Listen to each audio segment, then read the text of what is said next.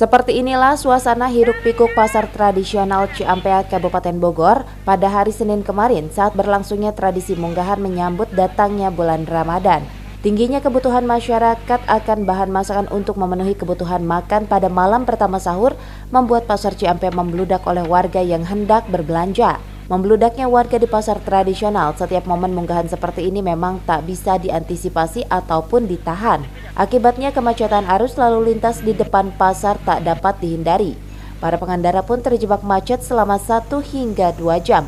Munggah doang, mau puasa gitu. Cuma 2 hari kemarin sama sekarang doang. Ini membludak jadi ya? Iya, membludak. Besok mah biasa-biasa lagi lancar, motor mobil juga lancar. Sekarang macet? Iya, sekarang doang macet. Emang ini tiap tahun atau gimana Pak? Iya, tiap tahun begini. Gitu.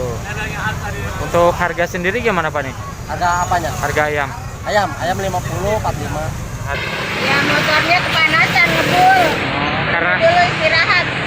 karena macet atau gimana? Macet. Parah macetnya ya? Parah banget. Berapa jam Bu kejebak? Udah hampir 1 jam. 1 jam ya. Ini rencananya mau kemana nih? Mau ke Cemplang. Mau ke Cemplang dari Dari Paru. ya? Iya Pak. Ini parah atau gimana macetnya Pak? Alhamdulillah parah banget Pak. Berapa jam kejebak Pak? Ya ada baru sejam sih saya. Sejam ya? Jembatan ke sini mah. Ini mau kemana nih? Saya mau ke Cibanteng. Berarti macetnya parah nih? Parah dari Depok saya mau ke Cibanteng. Kemacetan seperti ini dipastikan akan kembali terjadi jelang malam takbiran nanti, di mana umat muslim di wilayah Kecamatan Ciampea akan kembali membludaki pasar Ciampea untuk berbelanja keperluan lebaran. Dari Ciampea, Kabupaten Bogor, Mandi Jajar melaporkan.